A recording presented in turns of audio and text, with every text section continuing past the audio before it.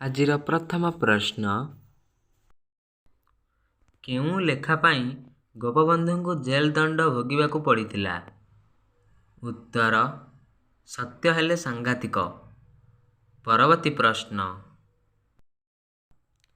କେଉଁ ସମ୍ବାଦପତ୍ର ମାଧ୍ୟମରେ କନିକା ଅତ୍ୟାଚାର ଲୋକଲୋଚନକୁ ଆସିଥିଲା? ଉତ୍ତର, ସମାଜ ଓ ଉତ୍କଳ ଦୀପିକା ସମ୍ବାଦପତ୍ର ମାଧ୍ୟମରେ କନିକା ଅତ୍ୟାଚାର ଲୋକଲୋଚନକୁ ଆସିଥିଲା। ପରବର୍ତ୍ତୀ ପ୍ରଶ୍ନ, ସ୍ୱାଧୀନ ଭାରତର ପ୍ରଥମ ଶିକ୍ଷାମନ୍ତ୍ରୀ କିଏ ଥିଲେ? ଉତ୍ତର, ମୌଲାନା ଆବୁଲ କାଲାମ ଆଜାଦ। ପରବର୍ତ୍ତୀ ପ୍ରଶ୍ନ, କେବେ ଲୋକମାନ୍ୟ ବାଲ ଗଙ୍ଗାଧର ତିଲକଙ୍କ ଦେହାନ୍ତ ହୋଇଥିଲା?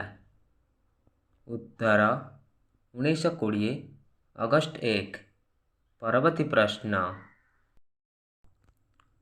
ଚୌରୀ ଚୌରା ଘଟଣା କେବେ ସଂଘଟିତ ହୋଇଥିଲା? ଉତ୍ତର, 1922 ଫେବୃଆରୀ 5। ପରବର୍ତ୍ତୀ ପ୍ରଶ୍ନ, କିଏ ଅସହଯୋଗ ଆନ୍ଦୋଳନ ସ୍ଥଗିତ ନିଷ୍ପତ୍ତିକୁ ଏକ ଜାତୀୟ ବିପର୍ଯ୍ୟୟ ଭାବରେ ବର୍ଣ୍ଣନା କରିଥିଲେ? ଉତ୍ତର, ସୁଭାଷ ଚନ୍ଦ୍ର ବୋଷ। ପରବର୍ତ୍ତୀ ପ୍ରଶ୍ନ, ଅଳକା ଆଶ୍ରମ କେଉଁଠାରେ ପ୍ରତିଷ୍ଠା କରାଯାଇଥିଲା? ଉତ୍ତର, ଜଗତସିଂହପୁର। ପରବର୍ତ୍ତୀ ପ୍ରଶ୍ନ, ଦକ୍ଷିଣ ଆଫ୍ରିକାରେ କେଉଁମାନଙ୍କୁ ନିର୍ବାଚନ କର ଦେବାକୁ ପଡ଼ୁଥିଲା? ଉତ୍ତର, ଭାରତୀୟମାନଙ୍କୁ। ପରବର୍ତ୍ତୀ ପ୍ରଶ୍ନ, ଓଡ଼ିଶାରେ ଅସହଯୋଗ ଆନ୍ଦୋଳନ ଅଗ୍ରଗତି ସମୟରେ କିଏ ବାଲେଶ୍ୱରରେ ଏକ ଘରୋଇ ନ୍ୟାୟାଳୟ ପ୍ରତିଷ୍ଠା କରିଥିଲେ? ଉତ୍ତର, ଗୌରମୋହନ ଦାସ। ପରବର୍ତ୍ତୀ ପ୍ରଶ୍ନ,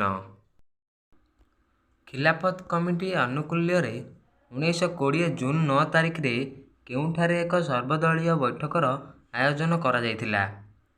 ଉତ୍ତର, ଆହ୍ଲାବାଦଠାରେ।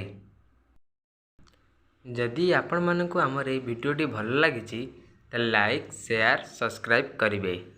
ଜୟ ଜଗନ୍ନାଥ।